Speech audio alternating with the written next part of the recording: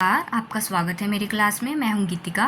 आप जानते हैं कि हम हिंदी मास्टर कैडर की सिलेबस वाइज तैयारी कर रहे हैं। हम हिंदी साहित्य का इतिहास में काल विभाजन, नामाकरण और सीमांकन टॉपिक कर रहे हैं और उसमें हम आचार्य हजारी प्रसाद द्विवेदी के बारे में हम जानेंगे। ठीक है, तो इनके बारे में जानना इसलिए भी बहुत ज़रूरी रहेगा कि इनका परिचय थोड़ा सा आप लिख लीजिएगा, क्योंकि ये निबंधकार के रूप में आगे जाकर आपसे इनके बारे में भी प्रश्न पूछे जाएंगे, इसलिए थोड़ा सा इनके बारे में ज़्यादा जान लीजिए। परिचय देखिए। आचार्य शुक्ल के बाद द्विवेदी जी की मान्यताओं को हिंदी जगत में नतमस्तक होकर स्वीकार किया गया है। ठीक है, सबसे पहले आचार्य रामचंद्र शुक्ल की मान्यताओं को हिंदी जगत में बहुत स्थान दिया गया था। ठीक है, फिर आचार्य शुक्ल के बाद द्विवेदी जी ही ऐसे आए हैं जिनकी मान्यताओं को हिंदी जगत में नतमस्तक होकर स्वीकार किया जाता है। आगे लिखिए, इनका बचपन का नाम लिखिए। ये इसलिए लिखवा रही हूँ कि आगे जाकर ये निबंधकार के रूप में आएंगे। ठीक है, बचपन का नाम क्या है? वैद्यनाथ द्विवेदी। इनके बारे में पूछ लेंगे कि वैद्यनाथ द्विवेदी कौन थे, तो आपको पता होना चाहिए आचार्य हजारी प्रसाद द्विवेदी। और इनका जन्म 1907 ईस्वी में हुआ। ठीक है, कहाँ हुआ? छपरा गांव। छपरा गांव, जिला बलिया,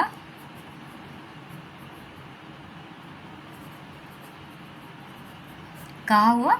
यूपी में, उत्तर प्रदेश। ठीक है, जन्म के बारे में कई बार पूछ लेते हैं। पिता, बाकी इतिहासकारों का नहीं इतना इम्पोर्टेंट। आचार्य रामचंद्र शुक्ल, हजारी प्रसाद द्विवेदी, ये इन लोगों का महत्वपूर्ण रहेगा, क्योंकि ये आगे भी जाकर हमारे सिलेबस में साथ में जुड़े रहेंगे। पिता पंडित अनमोल दुबे।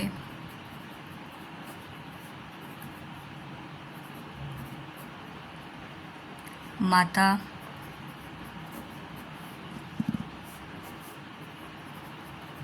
ज्योतिषमती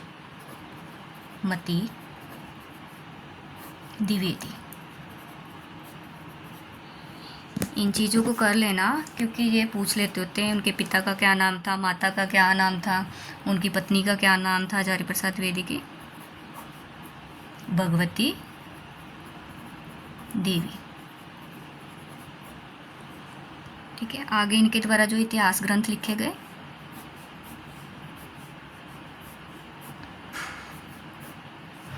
इतिहास ग्रंथ, इन्होंने 3 इतिहास ग्रंथ लिखे।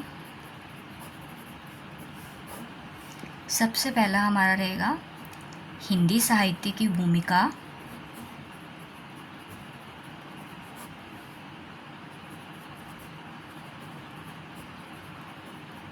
ठीक है, फिर दूसरा रहेगा हिंदी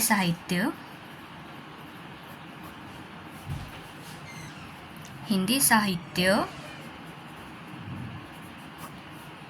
उद्भव और विकास।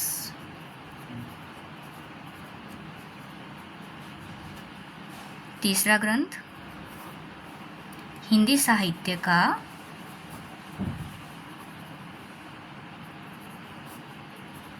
आदिकाल। ये इनका प्रकाशन लिखिए। हिंदी साहित्य की भूमिका 1940। ये ग्रंथ इम्पोर्टेंट है, ये ग्रंथ पूछ लेते होते कि किसके हैं।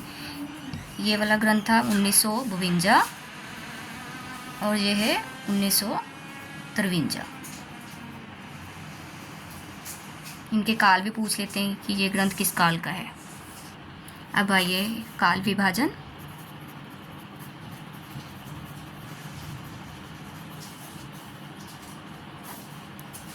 सबसे पहले इन्होंने जो काल का नाम रखा वो था आदिकाल। क्या नाम रखा? आदिकाल। शुक्ल जी ने इस काल को क्या नाम दिया था? वीर गाथा काल। और इसका समय देखिए 1000 से 1400 ईस्वी। लगभग इन्होंने 1000 से 1400 ईस्वी के लगभग इन्होंने ये काल माना। ठीक है, आगे है, अगले काल को नाम दिया इन्होंने भक्ति काल।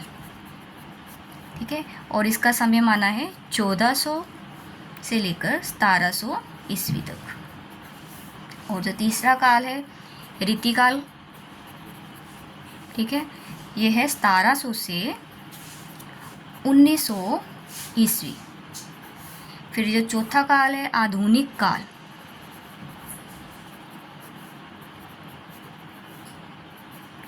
यह है 1900 ईस्वी से अब तक।